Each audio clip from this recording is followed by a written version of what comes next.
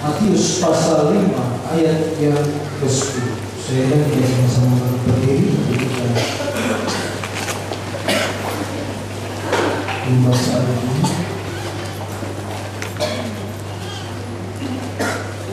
Berbahagialah orang yang dianiaya oleh sebab kebenaran, karena merekalah yang mempunyai kerajaan surga. Sekian sebelumnya. Saya mengambil tema pada hari ini kita adalah Tuhan pemenang. Saudara, ketika hari Kamis yang lalu diberikan satu bimbingan untuk baptisan air, saya katakan sesudah menjalani baptisan air, sesudah kita melakukan baptisan air, maka tidak hanya sampai di sana, tetapi akan ada banyak tantangan yang harus dihadapi. Ini tidak hanya untuk 16 orang yang sudah dibaptis, tetapi saya percaya ini juga untuk kita semua, orang-orang percaya, orang-orang yang sudah diselamatkan. Akan ada banyak tantangan, ada banyak aniaya. Saudara, apa yang kita baca ini adalah salah satu atau bagian terakhir dari ucapan Tuhan Yesus tentang berbahagialah. Dan pada ayat 10 ini saudara, kalau saudara membaca di sana dikatakan karena mereka lah yang mempunyai kerajaan surga. Kalimat ini saudara itu merupakan pengulangan dari apa yang sudah ditulis pada ayat yang ketiga. Ayat yang ketiga itu didahului dengan kalimat berbahagialah orang yang miskin di hadapan Allah. Jadi dari 8 kata bahagia yang diucapkan oleh Tuhan Yesus, itu diawali dengan kalimat merekalah yang mempunyai kerajaan surga pada ayat 3. Dan kemudian diakhiri dengan kalimat yang sama, merekalah yang mempunyai kerajaan surga pada ayat yang ke-10. Jadi seluruh suasana dari ayat 3 sampai ayat yang ke-10 ini menggambarkan satu gaya hidup dari orang-orang yang nantinya akan menjadi warga negara kerajaan surga. Gaya hidup yang bagaimana saudara? Perhatikan, bukan yang wah, bukan yang mewah, bukan yang glamor. Karena gambaran gereja Tuhan yang kelihatan besar dan megah.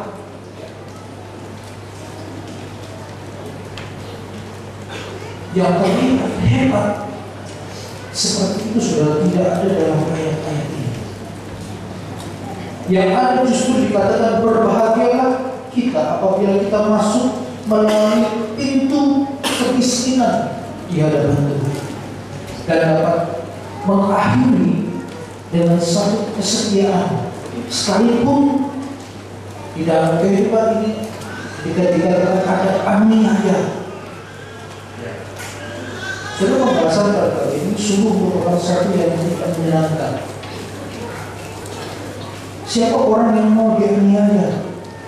Tetapi ini memang ditujukan kepada mereka yang sungguh-sungguh dan yang mau sungguh-sungguh ikut Yesus dan menyerahkan diri kepadanya.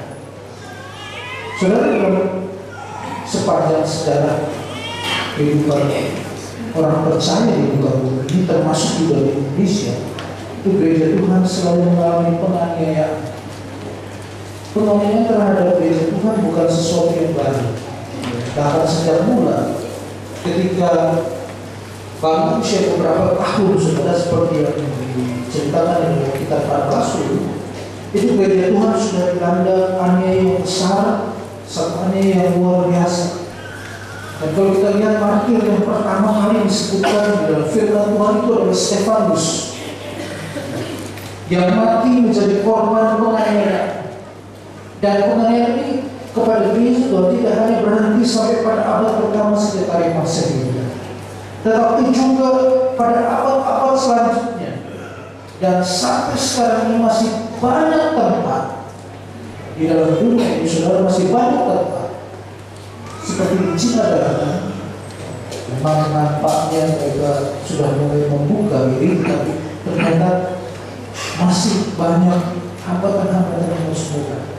Di Vietnam, di Korea Utara, dan di beberapa negara, saudara, yang tidak menyukai adanya kekristenan, saudara. Tidak usah di sana.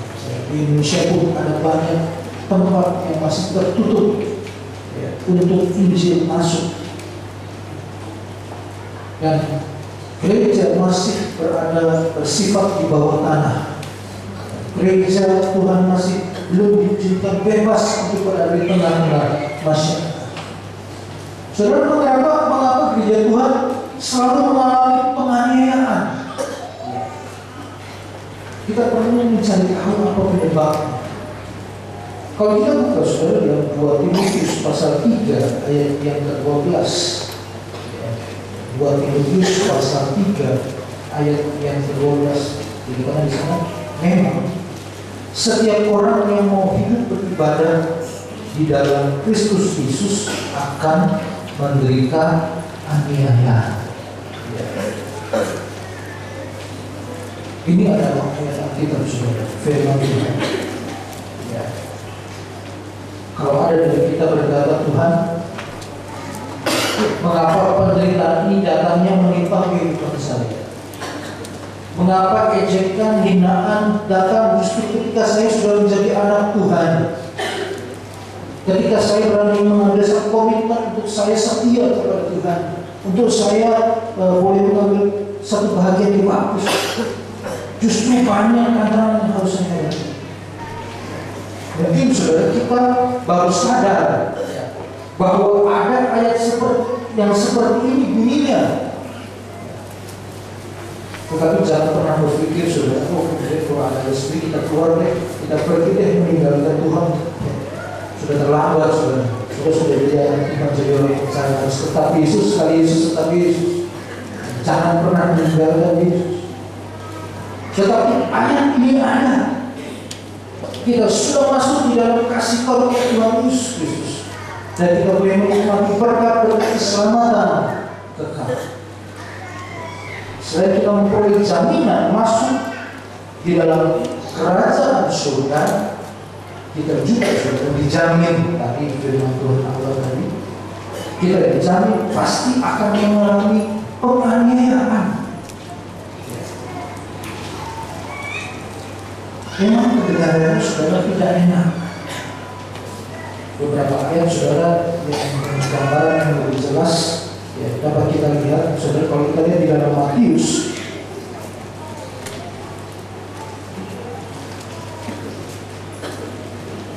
pasal 10 ayat 16 sampai dengan ayat yang ke-18. Matius 10 ayat 16 dikatakan, lihat, aku mengutus kamu seperti domba ke tengah-tengah serigala. Sebab itu hendaklah kamu cerdik seperti ular dan tulus seperti merpati. Tetapi waspadalah terhadap semua orang, karena ada yang akan menyerahkan kamu kepada majelis agama, dan mereka akan menyesah kamu di rumah ibadahnya. Dan karena aku, kamu akan digiring ke muka penguasa-penguasa dan raja-raja sebagai satu kesaksian bagi mereka dan bagi orang-orang yang tidak mengenal Allah. Ayat yang ke-20, saudara. Dan janganlah kamu takut kepada mereka yang dapat membunuh tubuh, tetapi yang tidak berkuasa membunuh jiwa. Takutlah kamu kepada Dia yang berkuasa membinasakan baik jiwa maupun tubuh di dalam mereka. Dan kalau saudara lihat, saudara, satu ayat lagi di dalam Ibrani. Di dalam Ibrani pasal yang ke-11 ayat yang ke-36. Ibrani 11 ayat yang ke-36. Ada pula yang diejek dan didera, bahkan yang dibelenggu dan dibicarakan. Mereka dilempari digergaji, dibunuh dengan pedang. Mereka membara dengan berpakaian kulit domba dan kulit kambing sambil menderita kekurangan, kesesakan dan siksa. Dunia ini tidak layak bagi mereka. Mereka mengembara di padang gurun dan di pegunungan dan gua-gua dan celah-celah bumi. Dan mereka semua tidak memperoleh apa yang dijanjikan itu. Sekalipun iman mereka telah memberikan kepada mereka satu kesaksian yang baik. Saudara, kalau kita lihat karena mereka semua tidak memperoleh apa yang dijanjikan. Ini adalah kenyataan yang akan terjadi di dalam kehidupan kita sebagai orang percaya dalam Tuhan. Tetapi janji ini pasti akan Tuhan berikan di dalam kerajaan surga nanti. Amin, saudara. Mahkota kemuliaan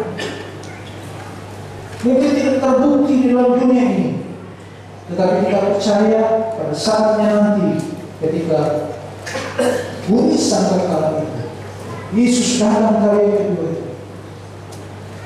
janji ini akan digenapi oleh Tuhan. Saudara, di sini kita dapat menyimpulkan bahwa selama kita masih di dalam dunia ini, selama kita belum terangkat, selama gereja Tuhan masih ada di dalam dunia ini, dia akan terus mengalami yang namanya penganiayaan. Saudara, ini berbeda dengan apa yang dikatakan oleh Yesus sendiri. Setiap orang yang mau ikut aku, dikatakan ia harus menyangkal diri, dia harus memikul salib setiap hari dan mengikut aku. Lukas 9 ayat 23. Dan ini merupakan satu keharusan yang tidak dapat ditawar lagi. Kita tidak dapat berkata, Tuhan, memang saya ingin ikut Engkau Tuhan, tetapi jangan dengan salib itu Tuhan. Menyangkal diri dan memikul salib. Soalnya itu dua hal yang saling bergandengan, tidak akan bisa dilepaskan. Dan satu sama lain saling terikat. Dua-duanya tidak mudah, saudara. Menyangkal diri. Saudara, saya mencoba untuk mengerti apa yang terjadi ketika kita harus menyangkal diri. Menyangkal diri ada beberapa pengertian, saudara. Tidak lagi memikirkan kepentingan sendiri, itu satu penyangkalan. Tidak lagi mementingkan kepentingan sendiri. Hidup membuang kebiasaan-kebiasaan yang buruk. Hidup ada dalam satu perubahan. Hidup ada dalam satu pengorbanan. Meninggalkan manusia lama, saudara. Meninggalkan manusia lama, dan itu tidak mudah. Untuk beberapa orang, saudara, meninggalkan manusia lama begitu berat. Orang-orang yang terjerat narkoba, mereka kalau sedang dalam kondisi yang namanya sakau, jadi dalam keadaan ketagihan, saudara, itu badan itu rasa sakit luar biasa, tersiksa. Tidak lagi masuk ke badan narkoba itu, kembali disuntikkan, kembali masuk di dalam tubuh mereka, sangat-sangat tersiksa. Tetapi itu harus dilepaskan. Tidak hanya yang ekstrem itu, saudara. Banyak hal yang buruk di dalam kehidupan kita ketika kita mengambil keputusan untuk mengikut Yesus, itu harus ditinggalkan. Atau kalau kita mau menjadi gereja yang tidak dianiaya, saudara, gereja yang tidak menderita gampang caranya. Jangan bersaksi tentang Tuhan Yesus. Sembunyikan aja Alkitab kita, agar jangan ada orang yang mengetahui bahwa kita ini anak Tuhan, kita ini orang Kristen, saudara. Dengan demikian, saudara, maka kita akan jadi seorang Kristen yang tenang-tenang, adem, yang aman, yang tidak akan pernah mengalami aniaya. Tetapi untuk orang seperti ini, untuk gereja seperti ini, saudara, ada konsekuensinya.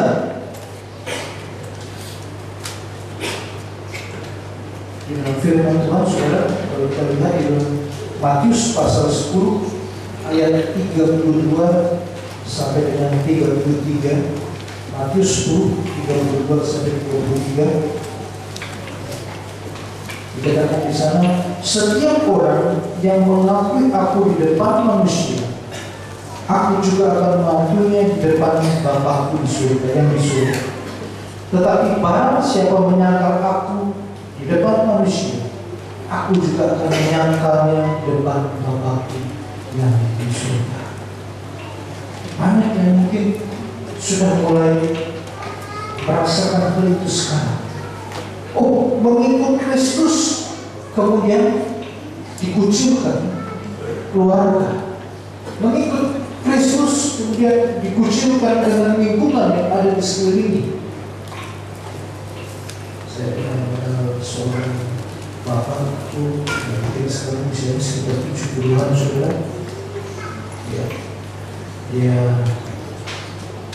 belum pernah di gereja ini, saudara. Ketika saya bertemu dengan, saya bersyukur saya bisa menjadi anak Tuhan. Ya, meskipun meskipun hilang semuanya, saya harus keluar dari keluarga, hilang hak-hak saya di dalam keluarga, termasuk juga hilang semua warisan yang harusnya menjadi hak saya sebagai anak laki, ya. Hilang semuanya. Tetapi ternyata tidak demikian. Ternyata Tuhan mengganti semuanya dengan sangat luar biasa. Saudara-saudara kami sendiri, tetapi saya ingin saudara-saudara di dalam Tuhan, dan mereka justru begitu memperhatikan saya, melebihi saudara-saudara kami yang ada. Saudara, jangan takut untuk meninggalkan apa yang di belakang kita, karena Tuhan sediakan berkat yang lebih besar di hadapan kita. Kalau kita mengalami penganiayaan, ada dampak, ada akibat yang harus kita alami. Dari penganiayaan itu timbul ada begitu banyak hal negatif. Penganiayaan yang datang kepada gereja Tuhan bisa berakibat satu gereja itu bisa terpecah belah. Seperti yang Tuhan katakan di dalam Matius pasal 10 ayat yang ke-21, bahwa nanti, saudara, ketika ada penganiayaan, maka dikatakan orang tua itu dapat menyerahkan anaknya yang beriman untuk dianiaya, untuk dibunuh. Demikian juga anak-anak yang belum percaya kepada Tuhan, dia dapat mengkhianati orang tua yang sudah beriman untuk diserahkan kepada pihak-pihak yang mau memecah belah dan menganiaya gereja. Gereja tidak akan terpecah. Di dalam gereja akan ada perpecahan di sana sini, antara yang mau ikut Tuhan dengan sungguh-sungguh, yang rela untuk dianiaya, dengan mereka yang mempunyai motivasi lain dalam mengikut Tuhan. Mereka akan menyerahkan saudara-saudara seiman agar dianiaya, dan kemudian juga saudara dapat membawa kehancuran bagi iman yang lemah, yang dari awal dia tidak sungguh-sungguh. Iman itu akan hancur, akan kandas. Soalnya di beberapa banyak tempat penganiayaan juga berikan kegiatan penginjilan, sehingga gereja tidak bisa dapat bertumbuh dengan bebas. Tidak ada kegiatan-kegiatan gereja yang dapat berjalan dengan baik. Namun saudara, dari sekian banyak hal negatif yang merupakan dampak dari penganiayaan, ternyata saudara, dampak positifnya itu jauh lebih banyak. Apa saja saudara dampak positifnya? Yang pertama saudara, penganiayaan itu akan memisahkan orang beriman yang sungguh-sungguh mau mengikut Tuhan dari orang yang tidak sungguh-sungguh. Seperti dilukiskan dalam Tuhan tentang bulir-bulir gandum dan sekam. Seorang petani saudara, setelah mengumpulkan gandum-gandumnya, maka dia akan memisahkan antara yang namanya gandum yang berisi dengan gandum yang berisi penuh dengan gandum yang kosong. Bagaimana caranya saudara? Gandum-gandum yang berisi dengan gandum yang kosong dia pisahkan dengan cara menuangkan gandum-gandum itu dan membiarkan angin itu meniupnya. Gandum yang berisi dia akan masuk jatuh ke dalam wadah penampungan.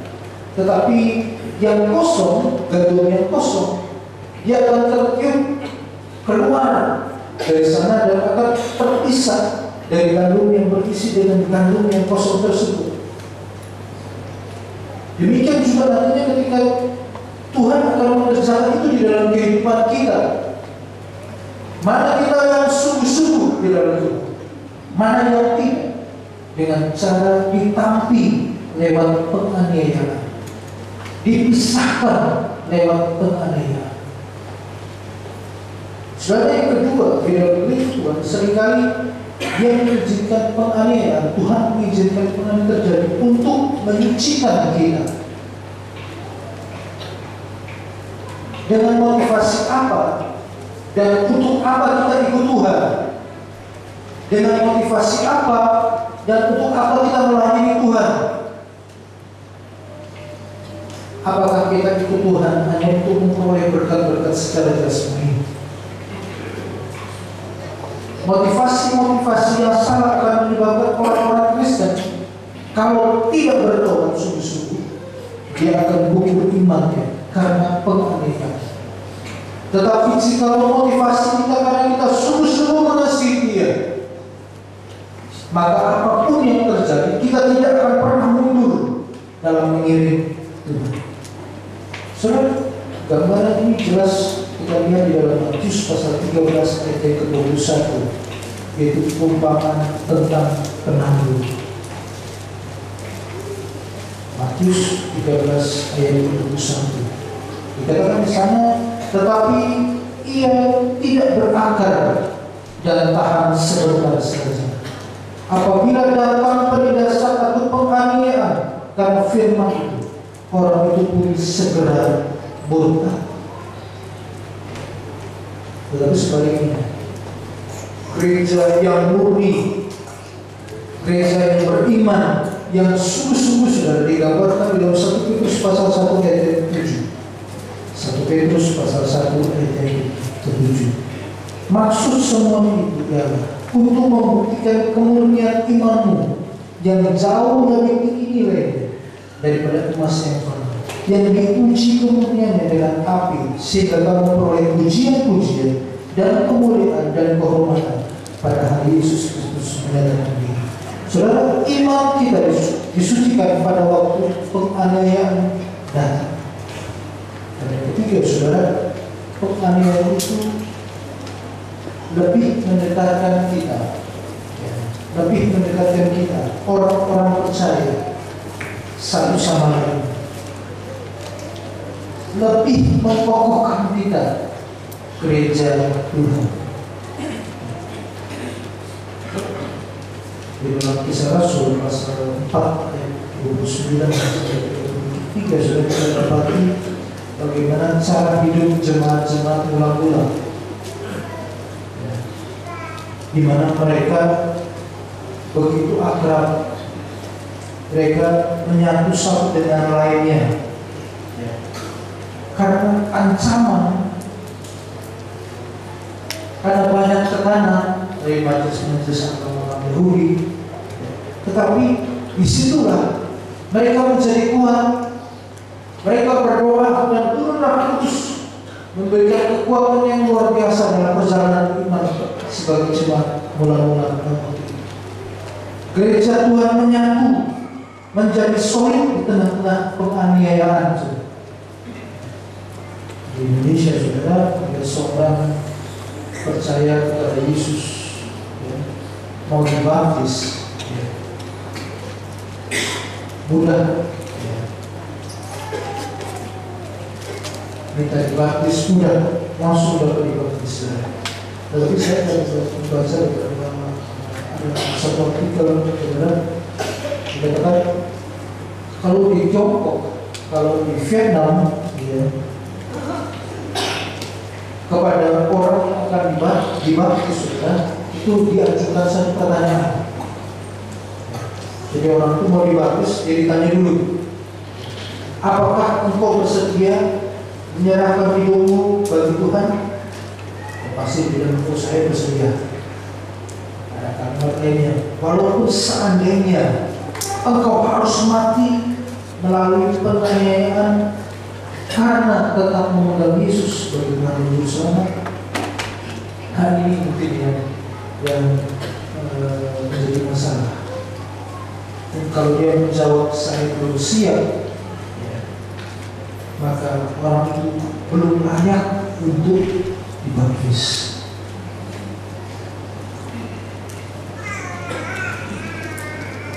Tetapi meskipun pertanyaan itu saya tidak bertanya kepada saudara-saudara dibaptis, saya percaya, ya, jika kita belajar firman Tuhan, kita sudah siap menjadi anak-anak Tuhan. Apapun yang terjadi, hidup mati bagi Tuhan. Melalui apapun kesulitan yang harus kita lalui, kita tetap harus hidup. Yang keempat, saudara, pencobaan dan aniaya Tuhan izinkan kepada gereja Tuhan adalah untuk membangun karakter gereja agar semakin menjadi seperti karakter Kristus. Di dalam surat Yakobus dikatakan bahwa ujian terhadap iman kita mendatangkan ketekunan, kesabaran, dan meningkatkan iman kita.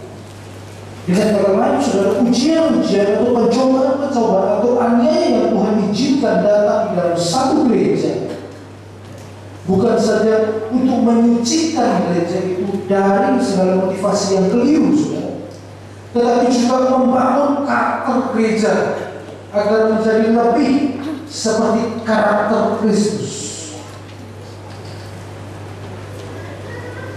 Dan kita sedang mempersiapkan diri, terus mempersiapkan diri untuk membangun gereja karakter yang seperti karakter Kristus. Tidak toleransi juga untuk memahami dosa, tidak toleransi untuk sesuatu yang tidak mulia. Karena kita sedang membangun, saudara, dasarnya harus kuat, bangunannya harus kokoh untuk sampai pada karakter Kristus. Yang kelima, yang terakhir, saudara, kita mengalami penganiayaan karena iman kita, maka kita sedang mengikuti teladan Kristus, sedang mengikuti teladan Kristus.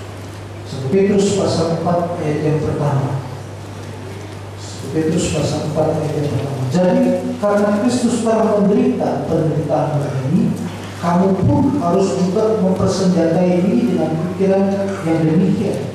Karena barang siapa telah menderita penderitaan badan, ia telah berhenti berbuat dosa. Yesus adalah teladan, mengikuti teladannya.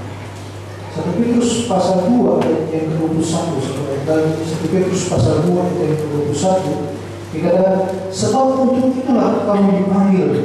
Maksudnya di sini saudara dipanggil untuk menderita. Sebab untuk itulah kami dipanggil. Karena Kristus pun telah menderita untuk kamu dan telah meninggalkan teladan bagimu supaya kamu mengikuti jejaknya. Saudara, itu yang dapat kita pelajari. Bagaimana gereja harus mengalami penganiayaan. Kita lihat saudara, orang pertama yang menjadi martir, Stefanus, ketika susah dianiaya.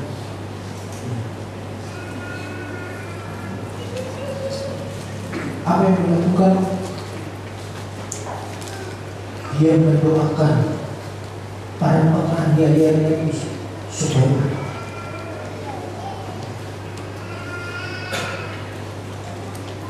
dan benar, saudara, doa Stefanus Paulus bertobat dan Paulus menjadi satu rasul yang bekerja dengan dua gereja. Stefanus mungkin bekerja pada gereja lokal yang ada pada waktu, tetapi Paulus dengan satu keberanian menyebarkan Injil dengan sangat luar biasa sampai daerah-daerah yang sulit untuk ditembus. Itu Paulus. Awalnya dari penganiayaan seorang Stefanus. Saudara, kita berdoa agar gereja dalam kondisi apapun tetap setia di dalam Tuhan. Suatu sukacita kalau kita bisa melewati penganiayaan, saudara. Percaya upah besar sudah menunggu. Upah besar sudah Tuhan sediakan. Yang tadi memikul saya apakah mahkota itu menjadi bahagian di dalam kehidupan kita, menjadi umat-umat yang diletakkan. Kasih kepada Tuhan. Mereka sudah sekali.